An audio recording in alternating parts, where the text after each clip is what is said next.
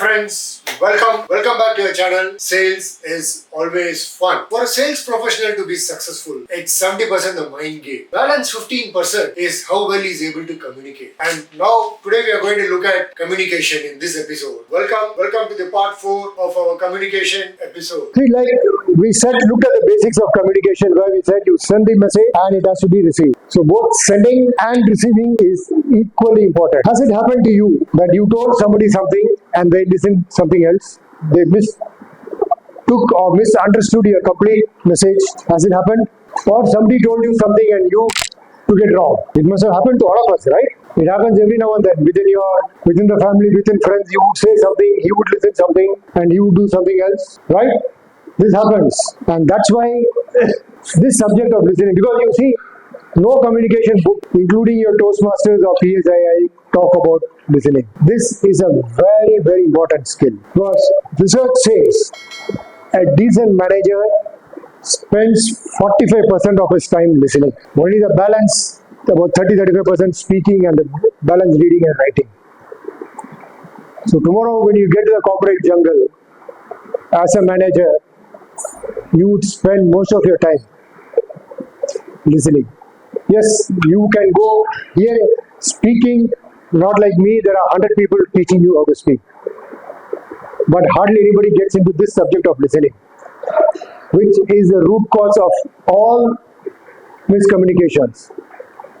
And there are research which says organizations are losing billions of dollars and all that. Anyway, we'll not get into that because of miscommunication. Saw this slide before in the basics where the receiver receives, he understands it, he gives it a meaning, and then he replies, sends across the message, right? Now, how many of you have read this book, 7 Habits of Highly Effective People, Stephen Covey? If you get a chance, keep your hand on this book. Try to read this book. It's a Bible in the corporate world today. I mean, been for last 10-20 years from the time it came in. Every other manager worth his name would have read this book. I'll give it to you in very short what his 7 habits are. One, he says, be proactive. Second, he says, begin with the end in mind. What is my goal with this? Put first thing first. This is a time management matrix where he talks of put what is important, urgent, do it first. What you should do, what others in your team should do. And then he says, think win-win. So in the corporate world, you may always look at pulling other man's leg, but that is wrong. A great manager looks at lifting himself and lift others also up. Even if you're in sales, ensure that you are able to give your customer the best deal. It has to be win-win. The customer has to feel that he has won. And the fifth habit, what he says,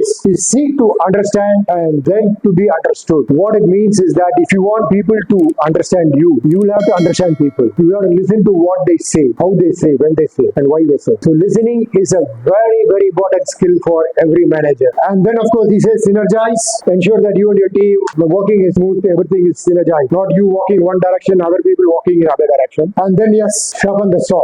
Keep constantly learning, whether it is about that subject or anything else, but keep learning. Now he even talks of the different kinds of listening that happen. The first kind of listening is what people call as actually neglecting. It's called as neglecting because what happens is the other person speaks and you're not even getting it to your ear. Like some of you are finding my listening boring, it will be the same way. You'll only hear some noise coming to your ear. So that's neglecting. Second way of hearing is where the person keeps speaking, you once in a way keep saying, aha, yes, well you're not actually trying to listen to what he says. This happens when, say you have a problem. You want somebody to hear it out, that's all. You want somebody to hear your problem. There it works. As counselors, we do this sometimes. You keep telling your problem, so they keep coming in. Once in a way, I say, once they are finished talking, they feel very good. So that is where it is. The third type is what is called as a selective listening. Now this is what you see in TV debate. The person speaking will talk about 5 points. The person on the other side will take 1 point and he'll only take that up, which is what he likes or she doesn't like. Like you've seen the recent election campaign in US, Joe Biden in his long speech, he said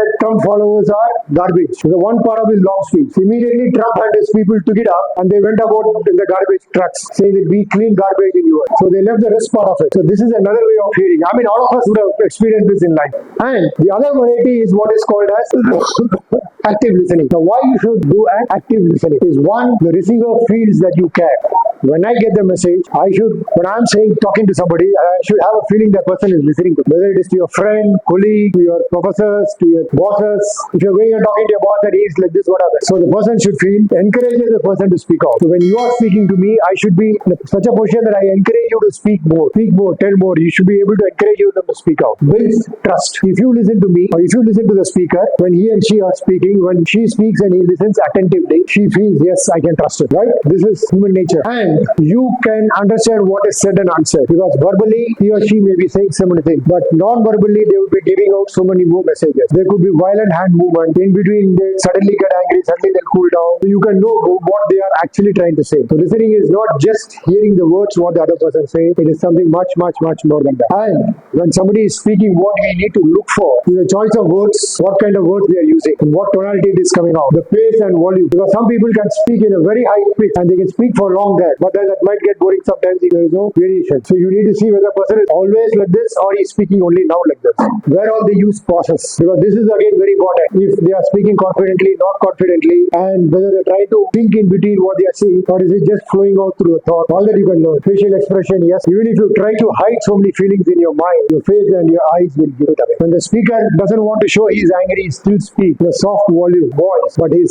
face and eyes will throw it out that he's angry. So look for that. Eye movements and contact, yes, look into the eye, but then you can move away a little this side, that side. You can see whether he's very confidently looking into your eye and speaking to you, or is looking here and there. Because that's how it is. These facial expressions is what this FBI, CBI track the criminal. You may say I've not done, but the way you say it will tell us whether you've done it or not. Hand movements and body language. In fact, there is a book on body language called How to Read a Person Like a Book. So all your body language, your hand, eye expressions tell out things which you probably do not want to tell. So read for all this. So while listening, ensure your shoulders are straight, even while you're on the stage. Because once you do this, the shoulders stoop down, it means that you're not confident. Or if it goes back, it means you're a bit arrogant. So be normal, relaxed. Keep your shoulders straight. Your chin should be straight.